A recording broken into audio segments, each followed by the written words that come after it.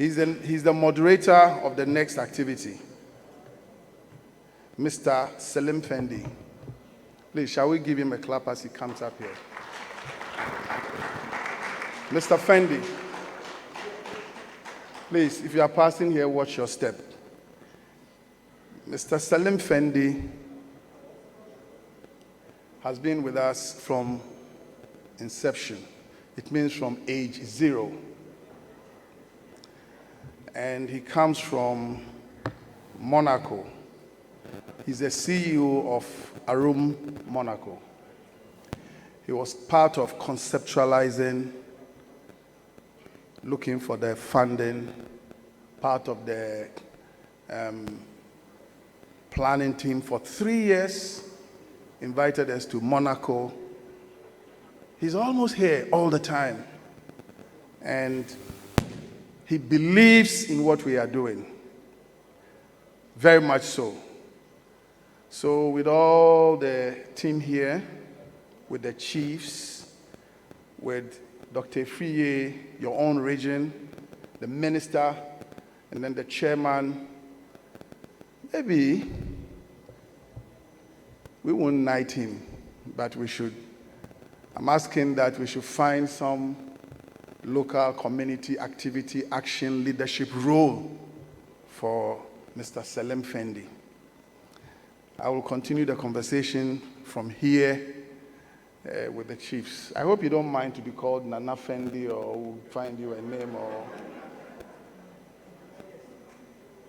Great. So I've started for you. Yes, with the deputy minister behind me, we'll find some community for you so that all the good works will... Okay, so he'll be moderating the next session, which is also not going to take more than 20 minutes. He will be joined by Mr. Francis Tanlongo.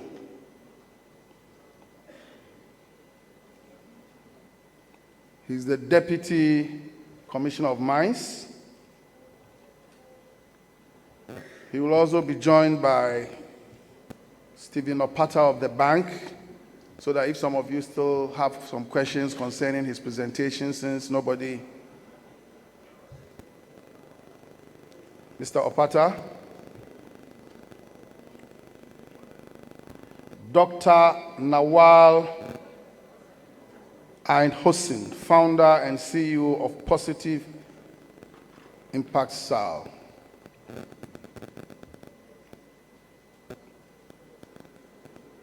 Nirali Shah, CEO of Responsible Supply Chain.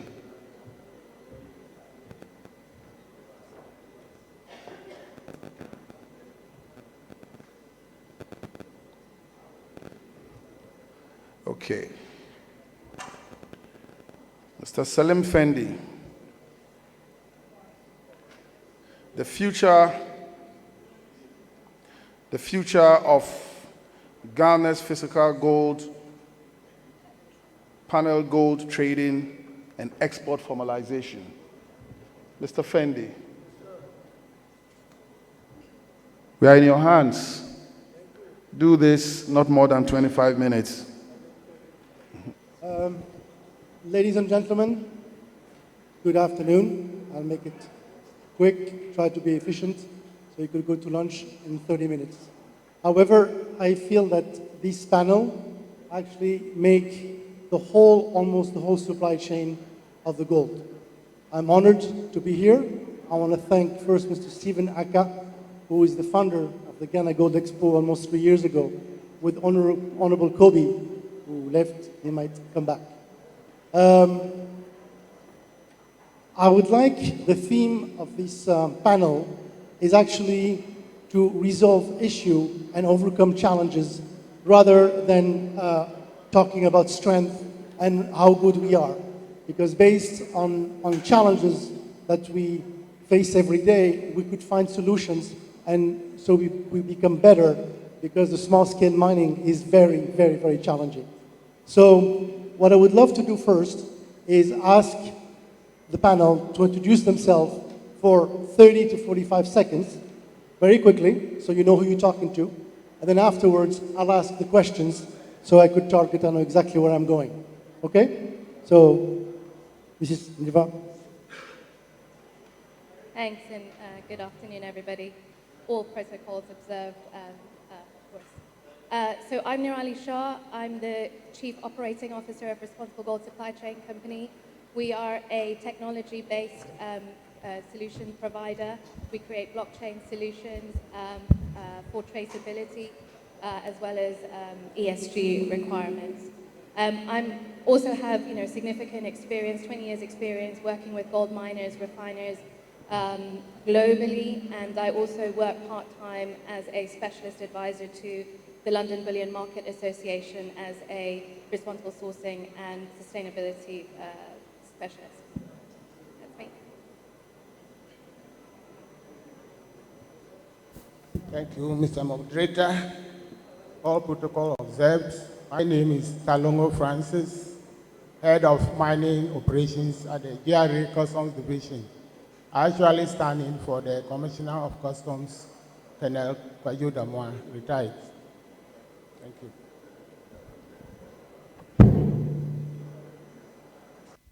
I'm Nawal Ait-Hocine. I head a company called Positive Impact. It's a specialized consultancy company that deals with precious materials, sustainability-related issues for sustainable material supply chains, as well as governance and compliance. Prior to that, I was the General Counsel and Head of Compliance of Metalor, the refining company, and the Sustainability Director of Cartier de Jewelry Company. Good afternoon. My name is Stephen Opata. I'm the Director of the Financial Markets Department of the Central Bank and responsible for the foreign reserves management of the bank and the domestic gold purchase program, and a member of the Monetary Policy Committee. Thank you. Thank you all. Thank you all. My first question is actually towards Mr. Opata. Back in February 2021, you mentioned your domestic purchase program, which I highly congratulate your country and the Bank of Ghana for doing so. My question is the following. I know that your reserves are 6.1% of all the holdings, and they are in gold, which are almost 8 tons of gold, and your goal is to double it within the next 5 years. You've mentioned before, an hour ago, that you bought 600 kilos of gold within this year, and you bought it from aggregators that respect all the guidelines to be responsible. That gold, where did it end up? Is that stayed in Ghana, or it went to an LBMA refinery? So, thank you very much for the question. So, as I mentioned earlier on, so far we bought about 650 kilograms of gold. And you've mentioned that we intend to double our gold holdings in about 4.5 years. All the gold we've bought now is going to be part of our reserves. The strategy is that we're going to refine it into a monetary gold. And monetary gold has to meet certain specifications, as I'm sure you know, and most people here know. We're going to keep it with some counterparties. You know, as a central bank, we have counterparties all over the world where we keep our foreign assets. But strategically, I think it's good to also keep some of that here. You've seen how the geopolitics of reserve management has gold. So as a central bank, we keep some of our gold here and intend to keep some of the gold that we bought after it's been refined here. All the gold currently that we've bought will be refined at an LBMA certified refinery. We have two refineries that we are engaging on that. And as I did mention, we are quite aware of what the government is trying to do to also involve other value chain players here. And to the extent that we get that done, then it's possible we can buy some of the gold. I must also mention that we are in good collaboration with some of the mines who have agreed to sell us some of their refined gold. So I want to thank those that we have been able to engage through the Chamber of Mines on this as well. I don't want to make your life hard at all. Just another question. But if the gold, I don't want to get into technical, but if the gold goes to an LBMA refinery and it comes back to Ghana, it's no longer LBMA gold because it's left, it's physical. It has to stay there into a metal account. So how are you going to overcome that? Okay, so thank you for that question. Okay, so as you know, as a central bank, we have the mandate to hold gold. As I speak to you now, we have gold in our bullion vaults here. So the location of where the gold is a strategic decision. And also, it's important you hold gold in financial centers of the world where you can easily liquidate them when you want. So typically, we've held the gold in the world's largest financial centers. I think last year when I spoke, this is a good gathering to even strategize ahead. The vision for Ghana, for example, is to make Accra a financial center for gold so that some of the gold will stay in Accra. After all, we are the largest producer of gold in Africa. So if we can develop a strategy so that we can leverage the financial resources of this country so that we trade gold, for example, on our stock exchange, that will be in line with the value addition we are trying to build. So I can see what you're asking, but this is something that we as a group have to work towards, to make Accra a financial center for the trading of gold. I wish you that. Thank you, sir. Mrs. Nirali, you're from Responsible Sourcing Company. You're now established in Ghana. What added value are you bringing to the country? Thanks, Selim. So I guess as a technology provider, what we're doing in response to the Honorable Western Regional Minister's request earlier this morning when he made his keynote speech, we're providing a blockchain solution. So we're providing a traceability solution which tracks gold from mine all the way through to market and provides this visibility and transparency across the full value chain. What that does is allows the buyers and consumers of gold, down the value chain, the guys who are buying the gold, to really understand exactly where the gold has come from, what its journey has been from mine to market, and that it's been responsibly produced. And of course, as we're seeing, buyers and consumers are willing to pay premiums for this. So essentially what we're trying to do in Ghana is to level the playing field in terms of sources of gold coming from emerging markets like Africa, Ghana, which have really traditionally been perceived as high-risk jurisdictions, right, from a standards and due diligence perspective. We're trying to level the playing field for emerging markets with jurisdictions which are perceived to be less risky, and consumers are paying premiums for those. Thank you very much. So basically, you should be in touch with Mr. Opata, so he could basically tell his aggregators to use your system to be able to trust the gold. So that's something you could do later on. Mrs. Nawal, I have a question for you. I've known you now for a while, and I know you're a compliance lady that helps some institutions in Ghana to be compliant with all the guidelines for small-scale mining and mining in general. What are the challenges you're facing here in Ghana to do your job, like you've done it in Switzerland and any other countries? That's a tricky question. I don't think there are challenges that are specific to Ghana. I think it's more that if we look at the ASM mining site, I think the challenges are similar worldwide. For example, in terms of access to finance, which is the major barrier that the ASM are facing. Access to formal banking is limited. Access to traditional mechanisms like debt and finance, that's not available to ASM. And even if they manage to go over some of the hurdles and file a request for financing, most of the time their requests are rejected. And there are various reasons for that, but I would say like two main reasons. One is the perceived risk that ASM carry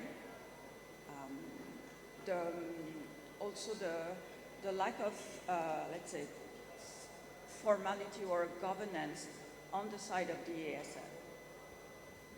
So, to make Mr. Opata's life, and back to you, Mr. Opata, easier, he would have loved to have an LBMA refinery in Ghana. To make Mr. Opata's life easier, it is better for him to have an LBMA refinery in Ghana. Would that something you will see in the next future? Would you see that in the next future?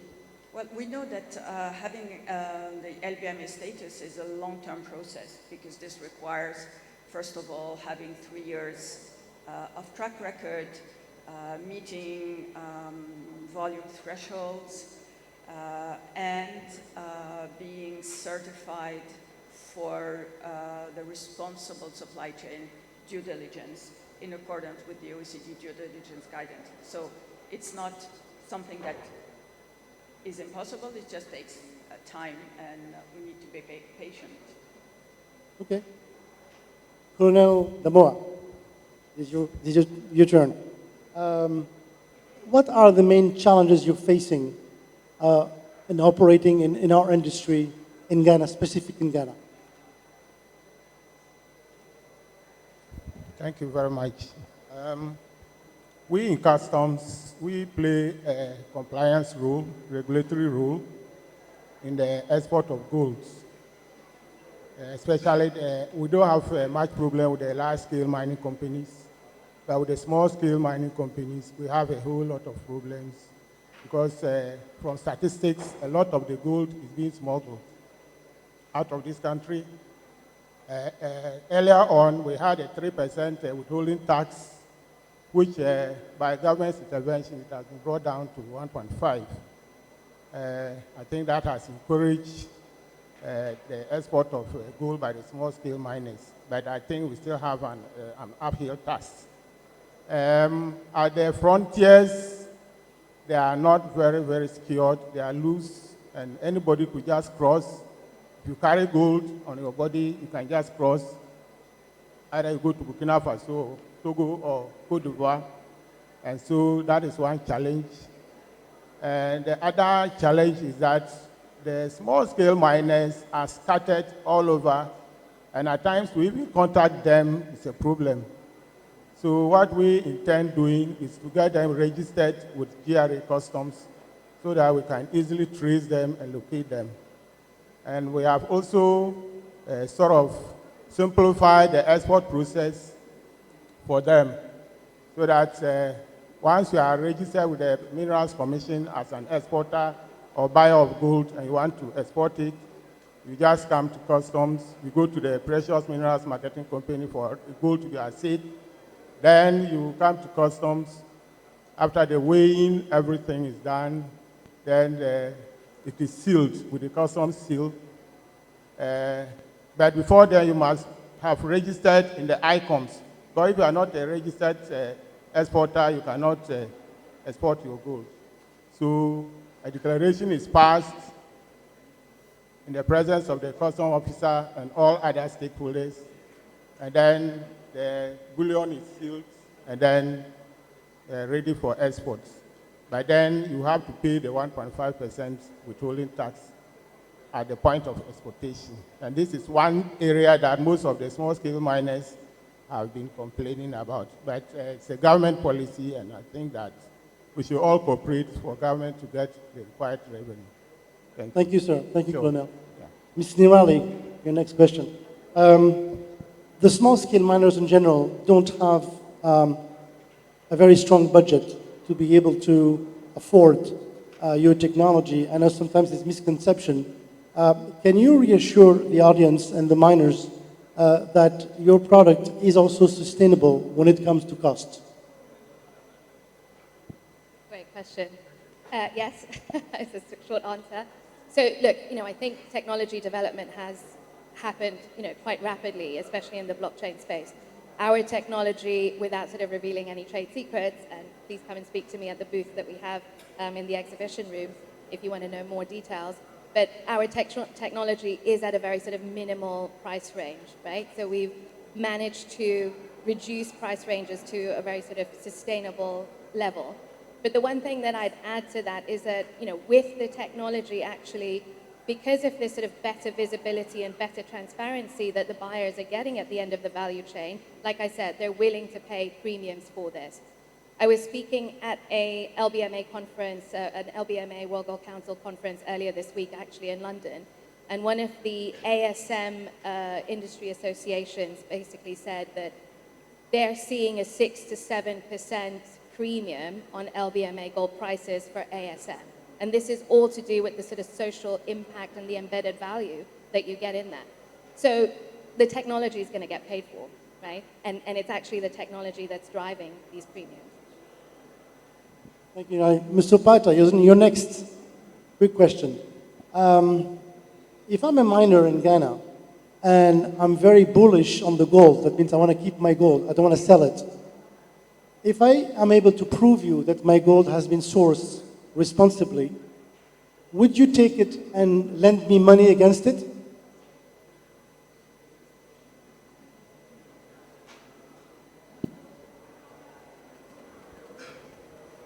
Okay, so first of all, if we can establish that the gold has been mined in a responsible and sustainable manner, and we've done our due diligence, you can be part of the gold buying program, for which we will pay you cedis. We want to own the gold as part of our reserve, so we just don't want to. We are not getting into programs where we have other financial options. We want to buy gold and pay a responsible miner in cedis and hold on to the gold. So I'm not sure we want to lend on some basis for that, but we would like to buy the gold and give you cedis. Unfortunately, they just waved at me. It means the session has to be over. I'm very frustrated because I could go on for like 2 hours. In conclusion, I'd like to mention a quote that come from somewhere here, a gentleman. I won't mention his name, and he's something wonderful for Ghana. He mentioned that there is OPEP.